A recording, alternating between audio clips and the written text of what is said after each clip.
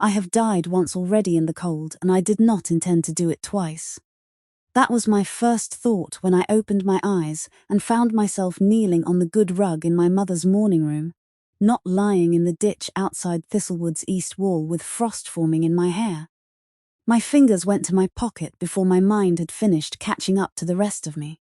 The little chipped stone was there, small and grey and worn smooth along one edge, exactly where I had always carried it. My father had pressed it into my palm when I was 7 years old and told me the stone remembers the line even when men redraw the map. I had carried it through an entire life and into whatever this was. I was 16 again. I knew it the way you know your own name. My hands were smooth and unscarred. My hair still glossy and thick instead of thinned by 2 winters of hunger. And across the room my mother was arranging her second-best shawl over her shoulders, with the particular nervous care she always used when she was about to do something kind that she suspected the rest of us would not thank her for. I remembered this morning. I remembered it with the flat, sick clarity of a wound reopening. This was the day my mother brought Elowen Vane into our house. In my first life I had watched this exact moment and felt nothing but pity. A thin, quiet girl of 15 dressed in morning grey gone soft and grey-brown from repeated washing, her eyes red-rimmed, standing in our doorway with a single trunk that had belonged to her mother. Elowen's parents, Lady Seraphine's oldest, dearest friend from the convent school they had both attended as girls, and the modest gentleman scholar she had married, had died within a week of each other in the fever that swept through the eastern parishes that spring. There was no family left to take the girl in. My mother, who had wept for 3 days over the letter informing her of her friend's death, had not hesitated for even an hour.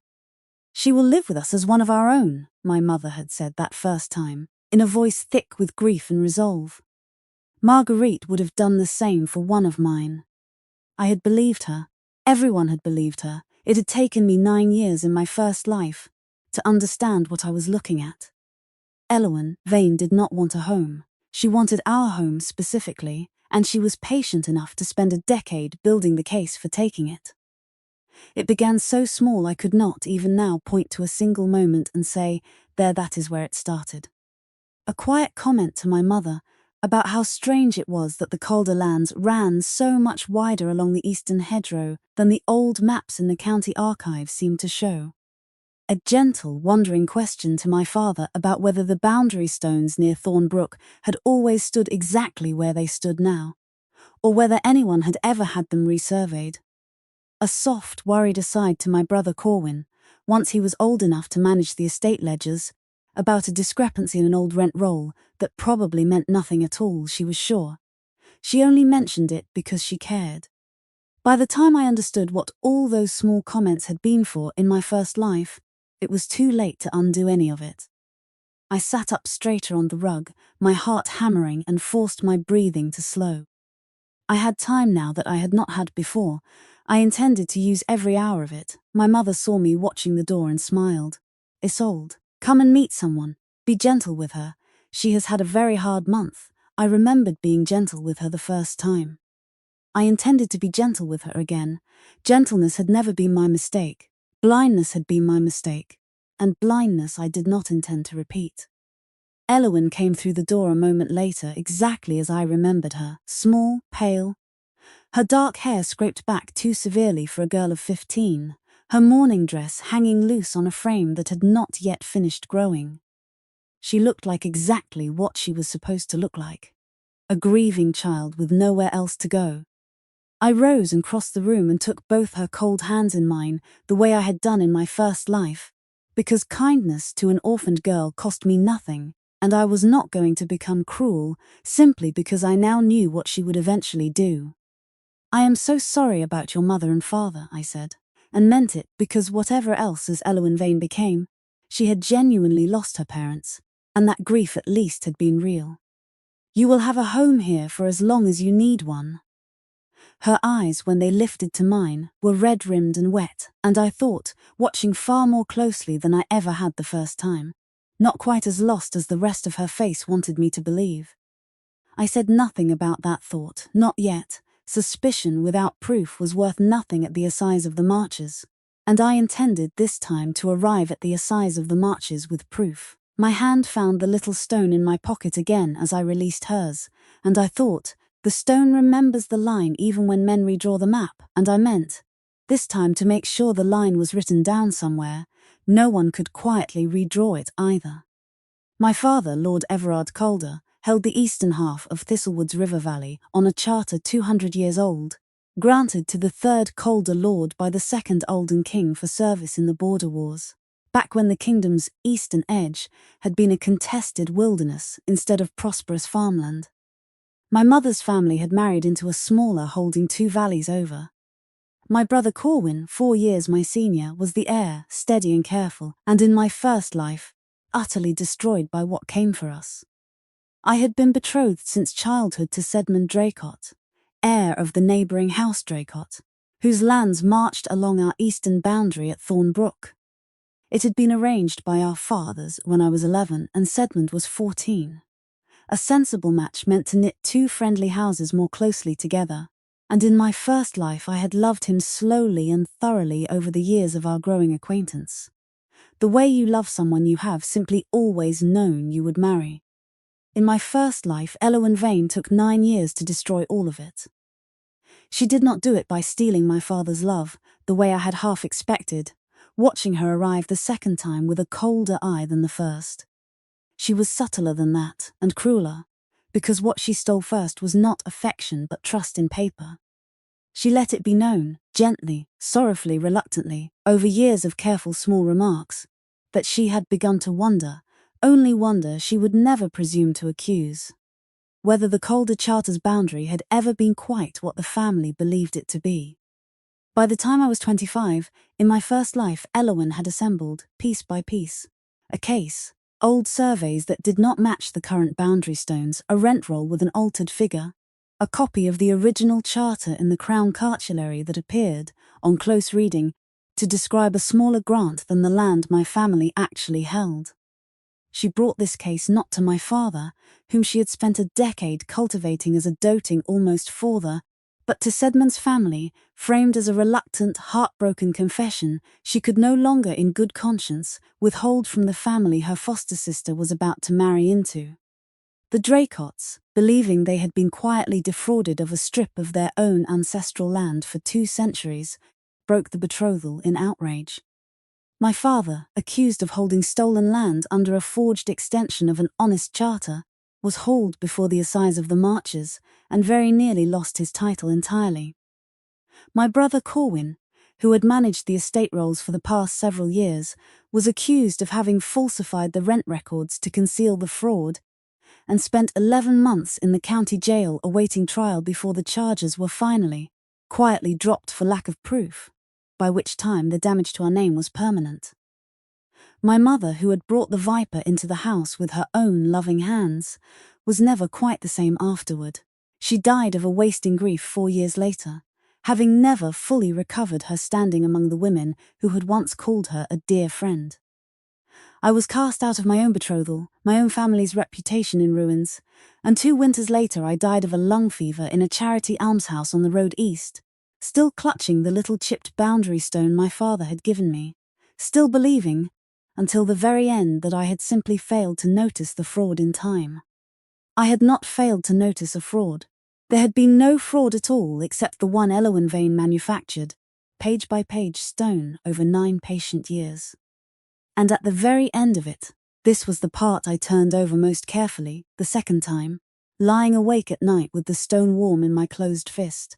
Elowen herself married into the Draycott family in my absence, a quiet companion turned confidante to Sedmund's grieving, embarrassed mother, positioned perfectly to become, eventually, the second Lady Draycott. Once Sedmund's shattered engagement to me left a space she had spent a decade preparing to fill. She had not wanted revenge on anyone, she had wanted my life, specifically, and she had been willing to spend a decade building the paperwork to take it cleanly, without ever once raising her voice or lifting a hand. I did not intend to give her a decade this time. I began in the first weeks, by doing nothing that would alarm anyone. I was kind to Elowen, because unkindness would have cost me nothing, and gained me nothing except making myself the villain of a story she had not yet started telling. I let her settle. I let my mother fuss over her. I let my father, who had a soft spot for wounded, quiet things, indulge her with small gifts exactly as he had before. What I did differently was watch, and remember, and quietly begin gathering the very paper trail I knew she intended, eventually to twist. Corwin, I said, 3 months after Elowen's arrival, finding my brother in the estate office bent over the ledgers he had only recently begun managing under our father's supervision. Has anyone ever had the eastern boundary properly resurveyed? Not from memory. From the original field notes. Corwin looked up, mildly surprised. In my first life I had never asked him this question until it was already too late to matter. Not in my lifetime, why do you ask? Because I would like to know exactly where our land begins and ends, with proof, before anyone else has occasion to ask me, I said, which was true, if not the whole truth. Corwin, who had always been steadier and more literal-minded than clever, took the request at face value and made inquiries. It was through those early inquiries that I learned Master Quillian Hartley, the Crown-licensed surveyor whose grandfather had conducted the original boundary survey of the Eastern Valley 3 generations ago, still kept his family's old field notes in a locked chest in his cottage near Thorn Brook, and that Master Hartley himself, now an old man, was the last living person who could read his grandfather's original notation without a scholar's help. I went to see him myself with Corwin before Elowen had ever spoken a single word against our family.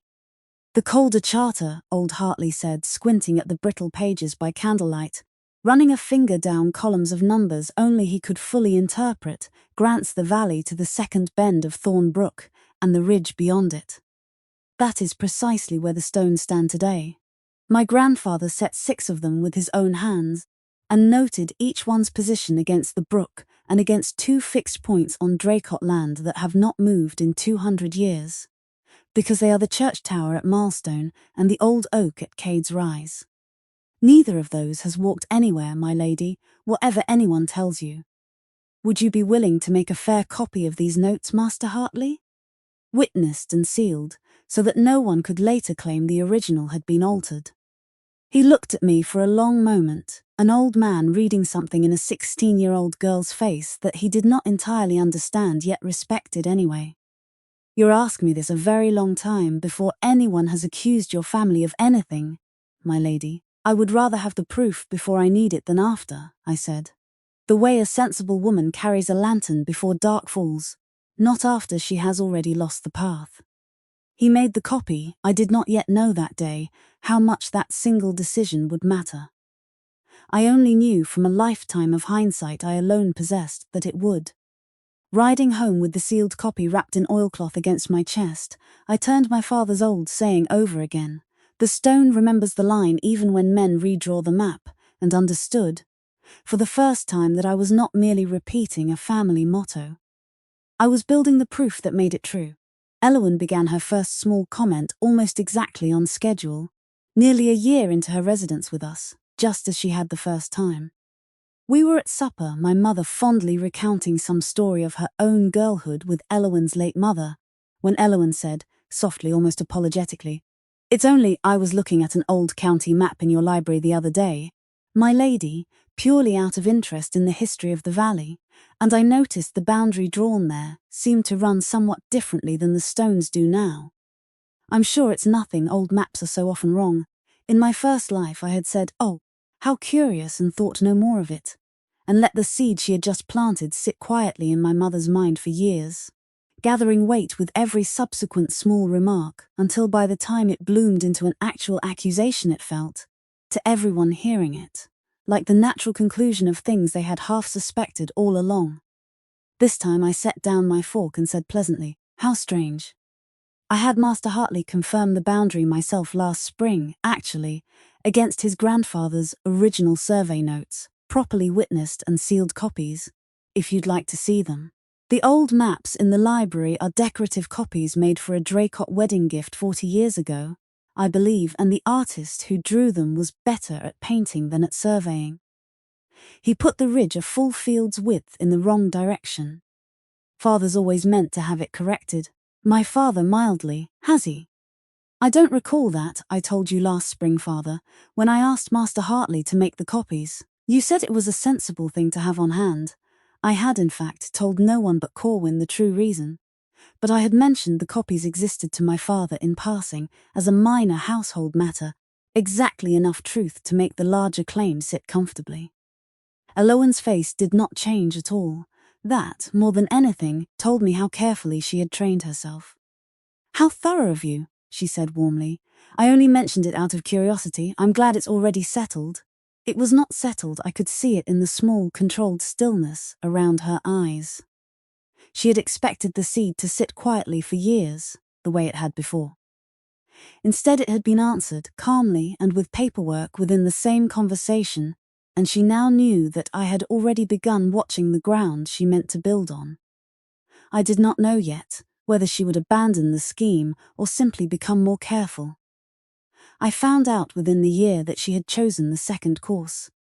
She could not attack the eastern boundary directly a second time, not with sealed surveyor's copies already sitting in my father's strongbox. So she changed her target, the way water finds a lower channel when the first one is blocked. I was 19, and my betrothal to Sedmond Draycott had ripened over 3 years of properly chaperoned visits and long letters and long afternoons riding the estate boundaries together, into something I recognized with some relief as genuine and steady affection on both sides. Sedmond was thoughtful and slow to anger, and had a way of listening to me finish an entire sentence before he ever offered his own opinion, which I had come in 2 lifetimes now to understand was rarer in a man than it ought to be. It was through Sedmond's own family, not mine, that Elowen finally struck. There's a records clerk at the Crown Cartulary, Corwin told me, low-voiced, in the estate office where we had taken to meeting privately every few weeks to compare what each of us had separately observed. Osric Pell, Elowen's been writing to him. I only know because one of the grooms carries her letters to the posting house and mentioned, in passing, that she seemed anxious about a reply that hadn't come. Writing to a cartulary clerk about what?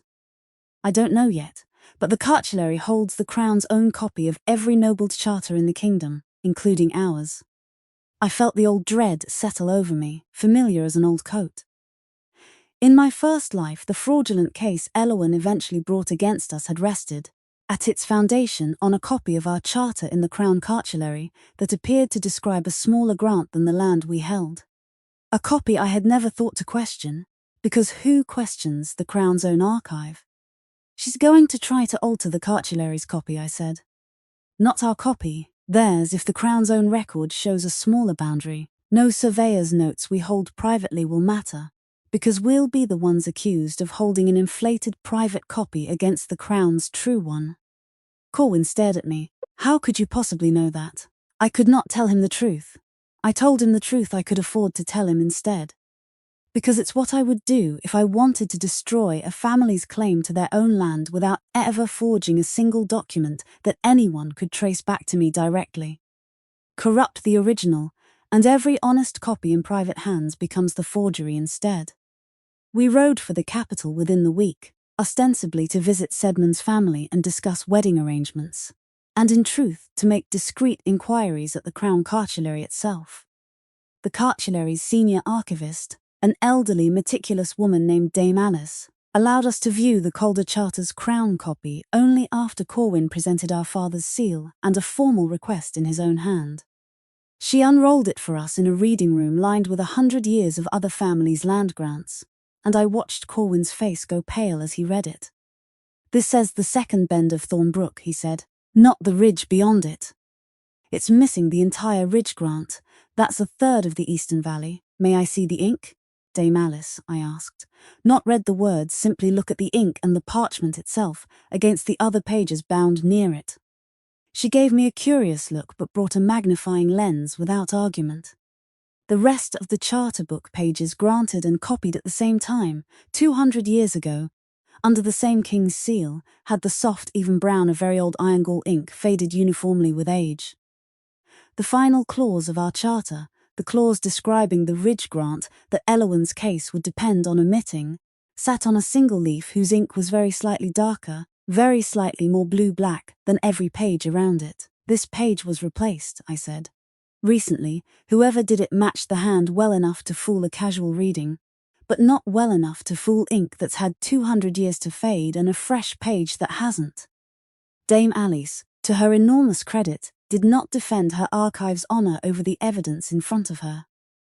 She summoned the Cartier's binder, an old man who had rebound half the kingdom's charter books over 40 years of service, and he confirmed within minutes that the stitching holding that single leaf into the book was newer than the stitching around it.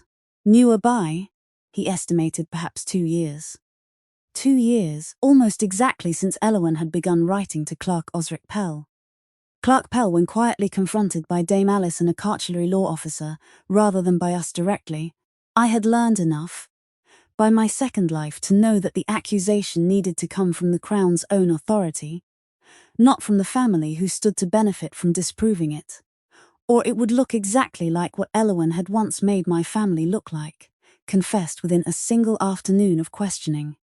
He had been paid, in 3 installments delivered by a hired courier rather than by Elowen's own hand, to replace a single leaf of the Calder Charter with a version omitting the Ridge Grant. He had never met the person who paid him. The instructions and the money had come by letter, unsigned, though the courier, tracked down through the posting house ledger, was able to describe the woman who had engaged him in enough detail: small, dark-haired, dressed like a modest gentlewoman's companion, distinctive scar along one knuckle from a childhood burn, that I did not need to hear another word to know exactly whose face was being described. "You understand," Dame Alice said to me gravely, once Pell's confession was formally recorded, "that this is now a matter for the Assize of the Marches. Falsifying the Crown's own land record is not a private family quarrel. It touches the Crown's own authority over every charter in the kingdom." "I understand," I said. "I would ask only that when it is heard, the original evidence be heard first. Master Hartley's field notes, the ink and stitching, the courier's account, before any accusation is made against my family, so that the truth is established before the lie ever gets the chance to sound reasonable." Elowen did not know, in the months before the Assize convened, how close the ground beneath her had already given way. She continued in that time exactly as she had in my first life, a soft word here, a worried aside there, laying the groundwork with my mother, and more dangerously now, with Sedmund's mother, Lady Theodosia, for the eventual revelation she still believed would come from her own hand, at a time of her own choosing. "I do hope you won't think me disloyal for mentioning it," she said to Lady Theodosia, at a small supper I was not meant to overhear from the next room, "but I've come across something troubling in an old survey, concerning the Calder boundary. I've hesitated for months to say anything, because I love Isolde like a true sister, but I couldn't in good conscience let your son marry into a claim that might not be entirely honest." I stood very still in the corridor, my hand closed around the chipped stone in my pocket, and felt something that was not quite anger and not quite grief settle into place instead, a kind of cold, patient clarity. She truly believed even now that she still held the winning hand. She did not yet know that Dame Alice's binder had already dated her forged page, that Clerk Pell had already confessed, that the courier had already described her scarred knuckle to a cartulary law officer. I let her finish planting that particular seed with Lady Theodosia. It would make a far more useful contrast at the Assize between what Elowen had quietly whispered in private and what the evidence would show in public, than if I silenced her now and let her claim afterward that she had simply been prevented from speaking an honest concern. The Assize of the Marches convened at midsummer in the great stone hall at Thistlewood Keep, where every boundary dispute in the kingdom for 2 centuries had been heard before the Crown's own magistrates and, for matters touching a noble charter directly, before King Alden II himself. My father stood accused, formally, of holding disputed land under a charter whose crown copy did not match his private claim. It was on its face exactly the accusation that had destroyed him in my first life.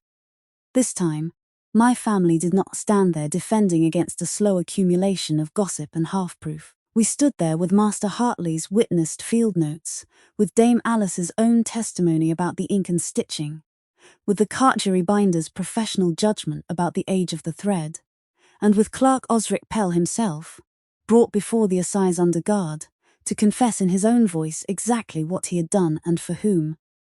Described the woman who engaged the courier, the presiding magistrate said to the courier, a plain, nervous man clearly uncomfortable at finding himself the centre of a noble dispute. Small, my lord, dark hair worn very plain, a burnt scar along the first two knuckles of her left hand. Old, from a childhood accident, she mentioned herself when I asked how she'd gotten it. She gave her name as a lady's companion, but wouldn't say whose companion. Every eye in the hall found Elowen's left hand at once. She had never, in 9 years in either lifetime, thought to hide the scar, because she had never imagined anyone would think to ask a courier for so small a detail. I closed my hand around the stone in my pocket one last time before I rose to speak and felt, for the first time in 2 lifetimes, that it no longer needed to remind me of anything I did not already have written down in a witnessed hand 3 times over. The stone remembers the line even when men redraw the map, but this time the map itself had been made to remember it too. Elowen Vane, my father said into the silence, his voice very quiet and very final. Raise your hand. She did not raise it, she did not need to. Everyone in the hall could already see it. Resting pale and still at her side, the old burned scar catching the light from the tall windows. I only ever wanted to protect this family, she said, and her voice, for the first time in 2 lifetimes of watching her, actually shook.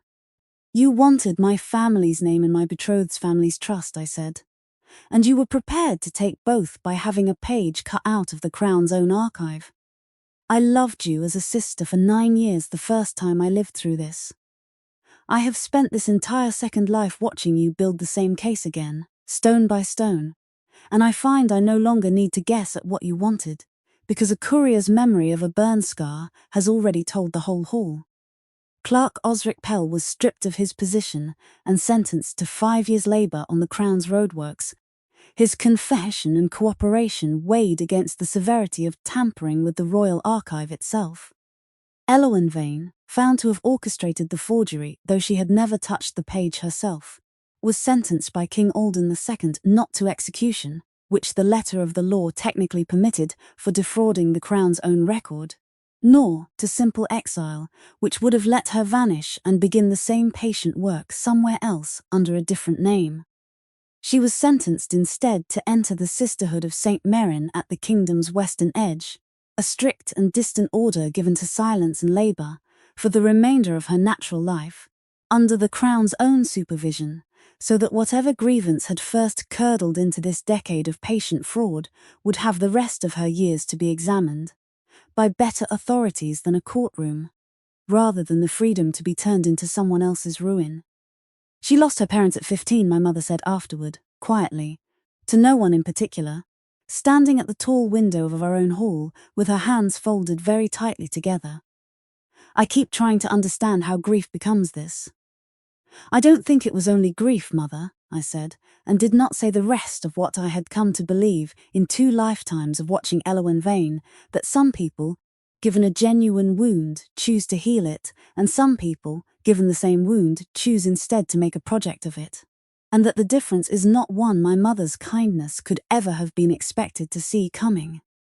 King Alden II ordered a formal of the Calder Charter, a ceremony held that same autumn at the Assize Hall, in which the original grant, the second bend of Thorn Brook and the ridge beyond it, precisely as Master Hartley's grandfather had surveyed it 200 years before, was copied fresh into the Crown Cartulary in the presence of witnesses from both House Calder and House Draycott, sealed with the King's own wax rather than any clerk's hand alone, and Dame Alice herself pronounced, for the historical record, that no future doubt should ever be permitted to attach to the Calder family's honest and long-held claim. Sedmond Draycott, who had gone cold and careful with me for the better part of a year, while Elowen's whispers did their slow work in his mother's ear, came to me the evening after the sentencing and knelt, without any of his family's usual formality, to take both my hands in his the way I had once taken Elowen's on her very first day in our house. I let myself doubt you, he said. I let my mother's worry become my own before I ever asked you directly what you knew. I am sorry for every week I spent cold to you instead of simply asking. You're asking now, I said. That's more than most men manage before the Assize has already decided the matter for them. He laughed unsteadily, and it was the first entirely easy sound I had heard from him in the better part of a year. Marry me properly then, not because the paperwork demands it, because I've had a year to learn what it costs to doubt you, and I find I have no wish to spend another one finding out. We were married the following spring, at Thornbrook itself, at the very boundary that had nearly cost both our families everything, with Master Hartley, frail now but insistent on attending, standing at the very stone his own grandfather had set 2 centuries before. Corwin inherited House Calder in the fullness of time, steady and unshaken, his name never touched by so much as a whisper of the fraud that had once, in another life, cost him 11 months in a jail cell. Mina, my younger sister, grew into a sharp-eyed young woman who took, of all things, a particular interest in land law, and eventually became the first woman in 3 generations to sit as an advisor to the Assize of the Marches itself, a position she liked to say she owed entirely to having grown up listening to her elder sister discuss boundary stones at the supper table with more passion than most girls reserved for gossip. I bore Sedmund 4 children across the years that followed, Everard, named for my father, steady and serious from his first breath, Theodora, named for his mother, who at 4 years old had already developed her grandmother's precise and patient way of noticing things, the twins, Alaric and Seraphine, who arrived 2 winters later and spent their childhoods in constant, cheerful competition with each other over absolutely everything, from foot races to who could recite the boundary markers of Thornbrook from memory first. Each spring, on the anniversary of the charter's rather than the anniversary of our wedding, our 2 families walked the entire eastern boundary together, from the second bend of Thornbrook to the ridge and back, a tradition my father began the very autumn after the Assize, and that Sedmund and I continued every year after him. Master Hartley walked it with us until the year he could no longer manage the distance, and after that his grandson, trained in the same careful notation, walked it in his place. Dame Alice, retired from the cartulary but still sharp as a blade, came out from the capital for it twice before her own health kept her home, and sent every year after that a fresh wax impression of the king's own seal, pressed into a small disc of plain clay, as her personal contribution to a tradition she said she was prouder of than almost anything else in 40 years of archive work. I still carried the little chipped stone in my pocket, worn even smoother now by 2 lifetimes of handling, and each year, standing at the boundary with my children running ahead of me along the line, their great-grandfather's surveyor had walked before any of us were born. I thought of my father's old words, and understood them a little more completely each time. The stone remembers the line even when men redraw the map. I had learned the hard way and then the careful way that this was true of more than land. It was true of trust, too, and of family, and of every quiet, patient thing that tries to redraw the shape of what belongs to you while your back is turned. The map can be forged, the stone, set once by an honest hand and left long enough to matter, remembers anyway. Elowen Vane, the last I heard of her, kept to her silence at the Sisterhood of St. Merrin for the whole of her life, and wrote, in the 1 letter she was permitted to send each year, only ever to my mother, who read each one alone, and never once told the rest of us what they said. Whatever grief or grievance had first set her on that 9-year road, she carried it to her own private end without ever again finding a family patient or careless enough to let her rebuild it.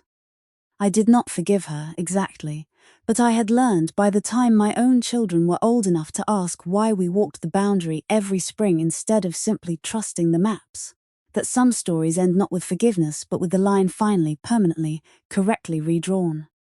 And that this, in the end, was the only ending I had ever actually wanted.